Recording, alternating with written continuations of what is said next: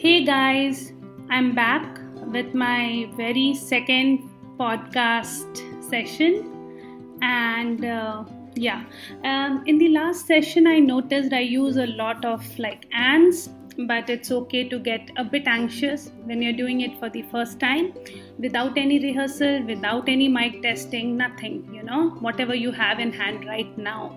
Because I firmly believe that there is no tomorrow. So today is all what I have, and that is why I am a unpredictable and sometimes hypersensitive person. Yes, but I've improved. I have improved a lot. It was way back in 2017, 18. I think it went on till 19. I used to be very, very hyper. I used to get angry and agitated a lot. But what I have learned is from my own life that I can be hypersensitive. I can believe that there is no tomorrow. But yes, I'm no one to push anybody or anyone for anything.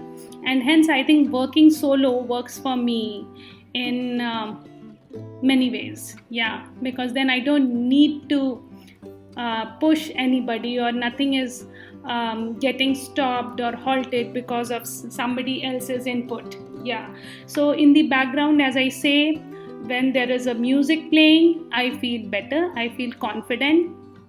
And right now the background score is Khoya Paya Kya Hai Tune from the movie Dhamaka.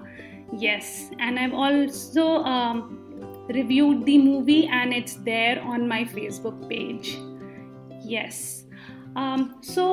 Yesterday we had posted something related to kids counseling, child and adolescent counseling on our page, and one of my very favorite viewers, somebody from our own team, a mom, had a query regarding that. So I would definitely like to answer it. What we had written, I would just like to repeat it. It's like having a parent who is controlling and or overtly strict. A child's IQ, overly strict lowers a child's IQ and confidence. I'm working on myself. What about you? Write to us in case you're looking for a child and adolescent counselor. So the mom definitely asked, what do you mean when you say that a parent is controlling? Because we are all controlling, and of course we are strict. You know how bad times are, and you have to be strict as a mom or a teacher.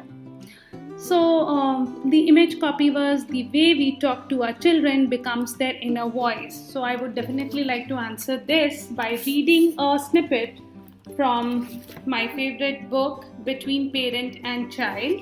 It's a best-selling classic. A good parent, like a good teacher, is one who makes him or herself increasingly dispensable to children. The parent finds satisfaction in relationships that lead children to make their own choices and to use their own powers. In conversations with children, we can consciously use phrases that indicate our belief in their capacity to make wise decisions for themselves. Thus, when our inner response to a child's request is yes, we can express it in statements designed to foster the child's independence. Here are a few ways of saying yes. If you want to, if that is really what you like, you decide about that. It is really up to you. It is entirely your choice. Whatever you decide is fine with me. Our yes may be gratifying to the child, but the other statements give the child the additional satisfaction of making his or her own decisions and of enjoying our faith in him or her. We all want our children to become responsible adults. The lessons of responsibility go astray unless delivered with respect. Chores, food, homework, allowance, pets, and friendships are some of the areas where parent guidance is important. The guidance must be paired with sensitivity and understanding of the children's struggle toward independence if it is to have the desired effect. So these are some of the golden words, like how we should treat our child, how we should not control them and we should not be overly strict. And why is it important? So as a mom of an 8-year-old girl child, I strongly believe that when we say no, or straight away we say no, you can't do it, it hampers the wiring in the brain. They feel as if somebody has been just like you are banging a door, and the noise, if it is like 2 decibel for us parents, it is like 2032 decibel for them. It's like a roar of a lion. And what it does is, it just stops them there. Their thought process, their thinking ability it just comes to a halt. Like when you press the brake to avoid an accident suddenly. I think it's the same scenario is what I have felt. So when you say yes, and not a plain yes, when you say yes with such gratifying lines, which I just read, you make them feel very, very important. You give them the responsibility, and you show them how much trust or faith you have in them. And that definitely give them, it boosts their confidence, and they are ready to take it. And then they are okay, now I am the decision maker. So what should I do? How should I deal with this situation? Because now I have responsibility. I have to take care of them. So that's the mindset we are trying to give. And yeah, of course, definitely we will discuss in detail, like if the child is rebellious, if they are doing wrong things, if they are taking you for granted. Yes, more and more and more. And I know life of a mommy or a daddy goes on. So yes, it will continue. Going back to what we discussed yesterday about blink of an eye.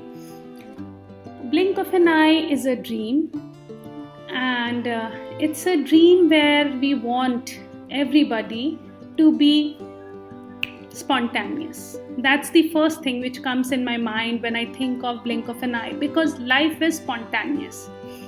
If we keep thinking, planning is very important, and it's really very ironic, because I was into business planning for a long time, and now when I'm here and working for blink of an eye and saying that what we think of is spontaneity is very, very ironic. But why I feel it is because life doesn't stop, and if we keep thinking, then our response slows down. And it's not a bad thing, because when I watched the series Crown, what I came across is Queen Elizabeth II actually taught me not to do anything. She was like, let the world do whatever they want to do, I'll be here only. So that taught me that the feeling that we are the doers is such a wrong feeling, because even if we don't do anything, the world still moves, and you are also moving. When I say you don't do anything, doesn't mean you don't act, you don't work hard. You work hard, you act, you take decisions, you say no when you don't like it, you have difference in opinion, but you don't push that bar, or you don't cross the limits, or you don't go all the way to achieve something, or resist, or you don't be a bully, in short, right? You are very conscious of the fact that everything should flow in a synchronicity. So that was my take from the series Crown. So here, why spontaneity is important? Because I think when you want to be creative, if you wait for people's opinion, like if I've written something and I give it to you, of course you will have some opinion about it. If I give it to a PR person, of course that person will have some opinion about it. If I give it to a mom, of course she'll have her opinion about it, and having opinion is perfectly fine. There's nothing wrong with it. But what I have witnessed is it slows the process first. Second, creativity should not be morphed like a picture. It should not be edited. It should not be predictable. It should always be unpredictable. It should flow. And what flows? Water flows. And hence creativity should also flow. And yes, there should be flaw, because like we discussed in our last podcast episode or session, I would say, because this is like a session.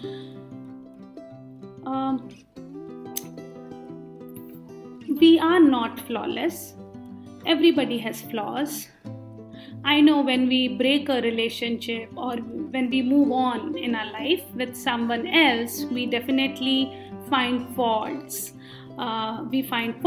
We show your flaws, we highlight it, and we say we make a scene out of it just to justify our own insecurities, that yes, look, I'm right, you have this flaw.